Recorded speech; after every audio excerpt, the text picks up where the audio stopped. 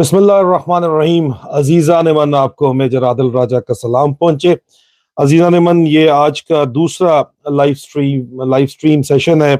आज 19 जनवरी है। अजीज़ान मन, पहला जो मैंने लाइव स्ट्रीम सेशन किया उसमें मैंने आपको आर्मी चीफ की इस वक्त जो है वो खुश नहीं है परफॉर्मेंस के ऊपर, DGISI की खसूसी तौर के ऊपर पॉलिटिकल इंजीनियरिंग के सिलसिले में जो कुछ वो कर रहे हैं और उसके अंदर जो मारखोरों और हरामखोरों की लड़ाई चल रही है उसकी तफसीलात मैंने आपको जो है पिछले लाइव व्लॉग में बताई है। अगर आपने नहीं देखा तो अवेलेबल है मेरे लाइव व्लॉग्स के अंदर, उसमें देख लीजिएगा। अजीज़ान मन, मैं मजीद जो इसमें बात करने लगा हूँ वो बहुत से लोगों को बहुत ज्यादा चुभेगी और अक्सर औकात मुझे ये कहा जा रहा है आजकल, कुछ लोग जो है मुझे पढ़ाने आ जाते हैं खास तौर के ऊपर सबक उस्ताद बनने के चक्कर में, कि जो जानते हैं, जो सिस्टम को समझते हैं, सिस्टम को जानते हैं, सिस्टम के अंदर है, वो उनको पता है मैं सच बोल रहा हूँ, 100% मैं सच बोल रहा हूँ। वो मानते भी हैं, मुझे कहते हैं कि आप बिल्कुल आदिल, बात तो बिल्कुल आप ठीक कर रहे हो राजा जी, आप बात बिल्कुल ठीक कर रहे हो, लेकिन आप ये बात जो पब्लिक कर रहे हो तो उसमें अदारे बदनाम हो रहे हैं। तो मेरा उनको जवाब ये है कि 75 साल से इसी सोच की वजह से हमने क्योंकि बात नहीं की, तो ये पाकिस्तान का ये हाल है कि आधा मुल्क आप गवा चुके हैं और बाकी आप बहुत करीब हैं गंवाने के। क्यों करीब हैं गंवाने के? क्योंकि आपके पास पैसे इस वक्त सिर्फ उधार के जो पड़े हुए हैं वो इतने पड़े हुए हैं कि वो आप खर्च नहीं कर सकते, सिर्फ दिखाने के लिए पड़े हुए हैं। जब आप खर्च नहीं कर सकते तो दिखाने के लिए बेशक आपके पास इस वक्त जो $4-5 बिलियन पड़ा हुआ है वो आप क्योंकि खर्च नहीं कर सकते तो आप खरीदारी कोई नहीं कर सकते, आप तेल नहीं खरीद सकते हैं किसी भी किस्म का। आप आज जिस चीज का ऑर्डर देंगे और जो 3 महीने बाद आपको मिलनी है वो आज आप नहीं खरीद सकते हैं। और बैनुल अक़वामी जो इस वक्त इदारे हैं, इंटरनेशनल इस्टेब्लिशमेंट है, वो सिर्फ इस चीज का इंतजार कर रही है। उनको डर है कि आपका जो न्यूक्लियर एसेट्स हैं वो मुख्तलिफ पूरे मुल्क में फैले हुए हैं, तो वो आपको पैसे दे के आपके जर्नैलों को देंगे जो कि कहते हैं कि रेड लाइन है हमारी न्यूक्लियर एसेट्स, लेकिन वो फिर आपको कहें कि उसको सिक्योर करने के, एक जगह पर सिक्योर करने के वो जो कहेंगे कि ठीक है एक जगह के ऊपर इकट्ठा करें, उसके बाद फिर आपके खिलाफ कार्रवाई करेंगे। लेकिन इस चीज की किसी को परवाह नहीं है। और आप जो कहते हैं कि ये कोई नई बात है, जिनको नहीं पता उनको बताता चलूं कि ये जर्नैल अक्सर औकात पहले भी पकड़े गए हैं। जनरल कियानी ने याशी करते हुए जो है वो वीडियोस बनी, जिनकी वो वीडियोस फैली, 5 जर्नैलों को पकड़ा, एक प्रमोट हो गया, 4 को सजा दी। जनरल बाजवा ने आके जिन जर्नैलों को सजा दी उनको जजा दे दी, एक को एम्बेसडर लगा दिया, एक को फौजी फर्टिलाइजर के अंदर लगा दिया, एक को लेफ्टिनेंट जनरल प्रमोट कर गया था जनरल आखिरी दिनों के अंदर, जनरल कियानी खुद ही कर गए थे, उसकी सिफारिश तगड़ी थी। बाकी 2 को भी तमाम मराद बेनिफिट्स दे दिए गए। यहाँ पे इशू ये है कि जो हमारे जनरल साहिबान हैं उनको अव्वल तो वहां तक कोई बिग माउथ हमारी तरह का पहुंचता ही नहीं है। जो लेफ्टिनेंट कर्नल तक, मेजर तक उनको इस्तेमाल किया जाता है, ऊपर से रेट लगाने के लिए, रेट बढ़ाने के लिए लोगों के ऊपर छोड़ दिया जाता है, और जब वो लोग काबू आ जाते हैं तो उनको अपने साथ बैठा के खाने खिलाते हैं कमांडर, और उनके साथ रेट तय करते हैं। अब बात सच है, जोर की लगेगी लेकिन बात बहरहाल यही सच है। इस्तेमाल किया जाता है 80-90% फौज को नीचे, और इस्तेमाल करने के बाद उनको डिस्कार्ड कर दिया जाता है, और सजा भी उन्हीं को दी जाती है जिनको इस्तेमाल किया जाता है। मैंने आपको पिछले व्लॉग में तफसील बताई है, 2 अफसरान खड़े हो गए। अब लेकिन खुशाइन बात यह है कि इस्तेमाल करने में हिस्सा खाने वाले 1 स्टार से शुरू होते हैं, लेकिन 1 स्टार भी खड़े होना शुरू हो गए हैं। जराए का ये खामोश मुजाहिदों का दावा है कि ISI के जो सेक्टर कमांडर बलूचिस्तान के हैं, बड़ी अहम तरीन ये पोस्ट है जी, वो ब्रिगेडियर इशफाक गोंदल साहब, उनको सैक कर दिया गया, उनके ओहदे से हटा दिया गया। ये खबर आई थी 2-3 दिन पहले, लेकिन हम हैरान परेशान थे कि यार कोई वजह क्या बनी कि उनको जो है हटा दिया गया है। तो अब इंतहाई वजह वाजे हो गई है, और बजाय नेगेटिव प्रोपेगेंडा करने के कि जी ये वजह आप के जी ये झूठ बोल रहा है, ये हो ही नहीं सकता, आप कोई जो अफसर बलूचिस्तान में रहा हुआ है या कोई अफसर अंदर रहा है उससे पूछें, आपको दिल पे हाथ रख के, कुरान पे हाथ रख के बताया कि क्या ये सब कुछ नहीं होता? होता है, सबको पता होता है। लेकिन ब्रिगेडियर इशफाक गोंदल मारखोर को मेरा सलाम, क्योंकि उनको हटाया उनके ओहदे से इसलिए गया है कि वो अपना boss major general Faisal Naseer और डर्टी हैरी, ये जो है उसके लिए ईरानी तेल की स्मगलिंग के अंदर ये मुबैना तौर के ऊपर इन्वॉल्व थे, और ये स्मगलिंग में जब जो है वो ब्रिगेडियर इशफाक गोंदल मदद नहीं कर रहे थे इनके स्मगलर्स की, इसलिए उनको ओहदे से हटा दिया गया। और जराए का ये भी दावा है, खामोश मुजाहिदों का, ISI के अपने अफसरों का ये दावा है, और मेरे पास इसके सबूत मौजूद हैं कि डर्टी हैरी जो है मेजर जनरल फैसल नसीर हर माह ईरानी तेल की स्मगलिंग से करोड़ों रुपया भत्ता कमाता है। फिर सवाल ये कि क्या आर्मी चीफ इसके ऊपर कोई एक्शन लेंगे, क्योंकि डर्टी हैरी के ऊपर अभी ये एक फैक्ट है अजीजा ने मन माफी चाहता हूं, ये एक फैक्ट है कि डर्टी हैरी के ऊपर NCP गाड़ियां स्मगल करने का जो है वो मुकदमा चल रहा था। जनरल बाजवा ने अपने ससुर के कहने के ऊपर या जिसके भी कहने के ऊपर इसको उस मुकदमे को मुकदमा मैं कह रहा हूँ कोर्ट ऑफ इंक्वायरी चल रही थी, उस कोर्ट ऑफ इंक्वायरी को साइड लाइन करके उसको फिर भी प्रमोट किया मेजर जनरल, और उसको डीजीसी लगा दिया, जनरल काशिफ नजीर को सैक करके उसको लगा दिया, क्योंकि जनरल काशिफ नजीर से खुश नहीं थे। और जो लोग कहते हैं ना, चवले मारते हैं कि तुम्हारी कौन सी खबर होती है, तो ये मैं आपको 1.5 महीने पहले बता चुका था कि जनरल काशिफ नजीर से खुश नहीं है, उसकी रिप्लेसमेंट ढूंढ रहे हैं। महीना डेढ़ इसको प्रमोट करने में लगा और इसको रिप्लेस करके लगा दिया। अभी ये डर्टी हैरी जो है, इसको बाजवा लगवा दिया, बाजवे की बाकियात है। अरशद शरीफ के कत्ल के मुकदमे में भी इसका नाम है, इमरान खान पे कत्लाना हमले में भी इसका नाम है, पूरा पाकिस्तान इसका नाम लेता है। आजम खान स्वाति साहब ने भी इसका नाम लिया, लेकिन ये अपने ओहदे के ऊपर बिल्कुल कायम है। और इसके सेक्टर कमांडर्स जितने भी हराम हराम के सेक्टर कमांडर हराम खोर हैं, वो भी अपनी जगह पे बैठे हुए हैं। इस्लामाबाद में बैठे हुए हैं, लाहौर में बैठा हुआ है, कराची में बैठा हुआ है।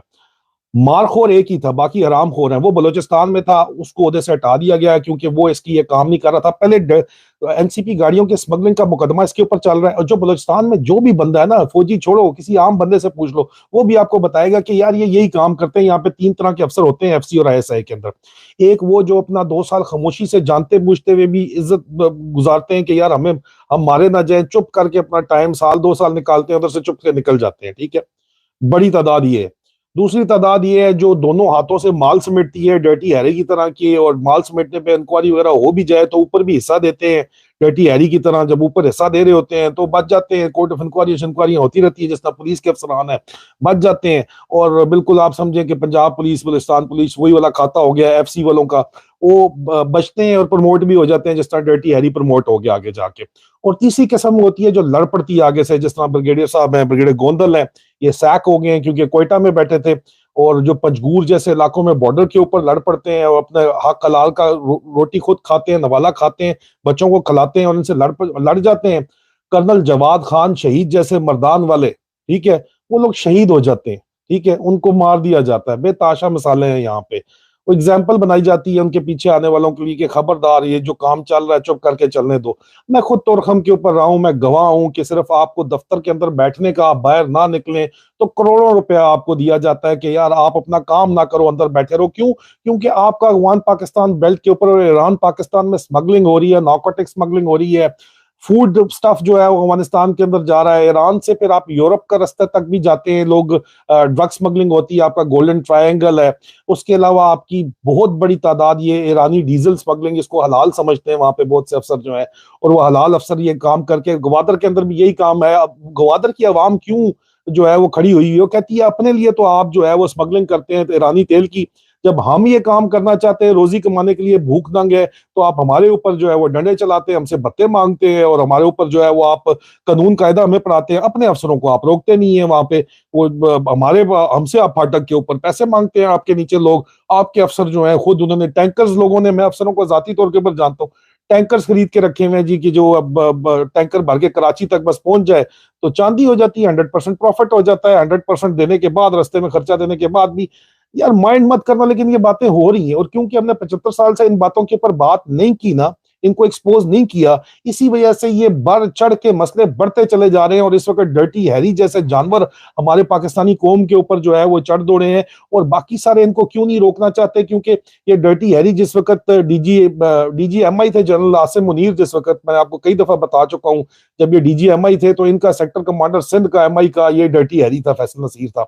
ये उनके साथ 1-to-1 हुआ है और ये उनको भी नहीं हटा रहे। तो सवाल ये है जनरल आसिम मुनीर से कि सर, नॉन कस्टम पेड गाड़ियों की इंक्वायरी इसके ऊपर पहले से चल रही थी, अरशद शरीफ के कत्ल का भी मुलजम ये है, इमरान खान पे कातलाना हमले का मुलजम ये है, आजम खान स्वाति का मुलजम ये है, बेतहाशा पाकिस्तानी में करप्शन का मुलजम ये है। अब ये इसने अपने सेक्टर कमांडर को सैक कर दिया, और बजाय इसके मेरे खिलाफ प्रोपागेंडा करने के, पहले भी मैं नाम आपके सामने रखता रहा हूं, बजाय आप उन लोगों को आप वो उसके ऊपर कोई एक्सप्लेनेशन देने के, आप नहीं ये झूठ बोल रहा है, ये हो ही नहीं सकता, ये इदारा बदनाम हो रहा है, और ऐसी की तैसी तुम्हारा इस चक्कर के अंदर, इदारा बदनाम के चक्कर में मुल्क तबाह बर्बाद हो रहा है, मुल्क खत्म हो जाएगा भाई, फेडरेशन खत्म हो जाएगी। अगले सिर्फ इंतजार करें कि आपके एसेट्स किसी तरह सिक्योर करें, उसके बाद तोड़ देंगे आपको, क्योंकि आपके पास पैसा सिरे से खत्म है ही नहीं भाई।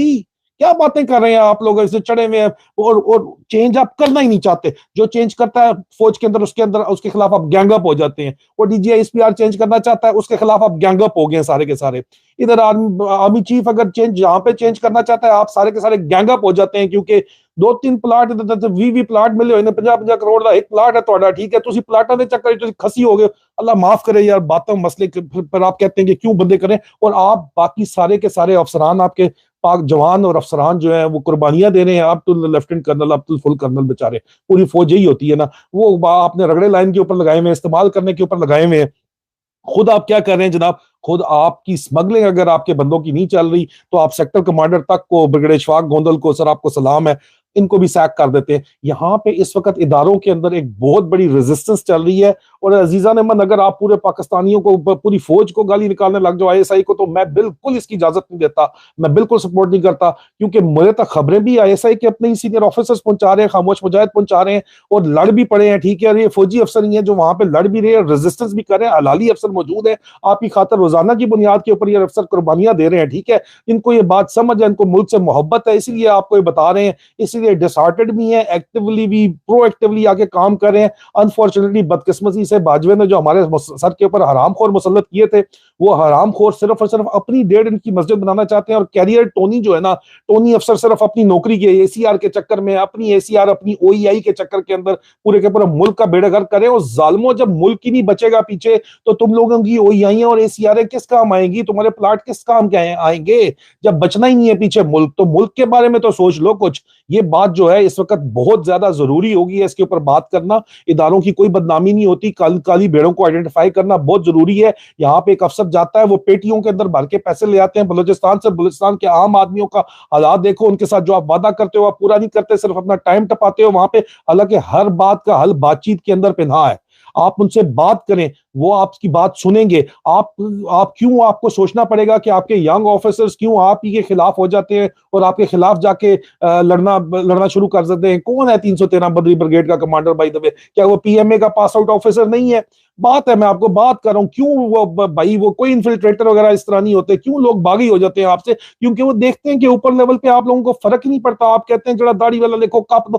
یار یہ کیا حرکت ہے یار, یہ کس طرح مطلب آپ اس ملک کو بچائیں گے؟ اور پھر آپ کو جو بتائے, آپ کی نیت ہی نہیں ہے ٹھیک کرنے کی. آپ کا director I O I S P are کے اندر بیٹھ کے جو ہے وہ باتیں اس طرح کی کرتا ہے جس طرح اس کو کوئی شرم حیا غیرت ہی نہیں ہے. وہ اس کا خیال ہے وہ ابھی بھی کسی سعودی کنٹری کے اندر بیٹھا ہوا ہے, جو بار بار وہ اپنے فارن لینگویج کورسز کر کے وہ پاکستان میں پہنچا ہی نہیں ہے واپس ابھی تک, ٹھیک ہے. اور وہ کہتا ہے نہیں جی زوم میں نہیں آپ کی گفتگو ہے, آپ اندر کھاتے جو ہے وہ کاؤنٹر کرنا چاہتے ہیں ہر چیز کو. آپ ایکسپٹ کرتے ہی نہیں ہے کرٹیسزم کو, پوزیٹو کرٹیسزم کو. آپ معاملات کو ٹھیک کرنا ہی نہیں چاہتے, آپ صرف اپنا کاؤنٹر آرگومنٹ دینا چاہتے ہیں. آپ لوگوں کو ڈس انفارمیشن آپریشن کے ذریعے, ڈس انفارمیشن پھیلا کے, جھوٹ کے ذریعے جو وائس آف ڈسینٹ ہے اس کو دبانا چاہتے ہیں, جھوٹ بولنا چاہتے ہیں صرف. اس طرح ملک تو ٹھیک نہیں ہوگا, ملک تو بربادی کی طرف جائے گا, جو اس وقت جا رہا ہے آپ کے سامنے. ملک تباہی اور بربادی کی طرف جا رہا ہے. آپ کا ہائیسٹ آفیسر جو ہے, اور میں کہتا ہوں جنرل عاصم منیر ابھی تک اس کو اگر نہیں سنبھال پائے, ایک ڈرٹی ہیری کو قابو نہیں کر پائے جس کے اوپر چارج شیٹ پہ چارج شیٹ ہے, اور تم چارج شیٹ کا جواب دو نا. تو مجھے صرف ایک دفعہ جواب دو, کیا اس کے اوپر این سی پی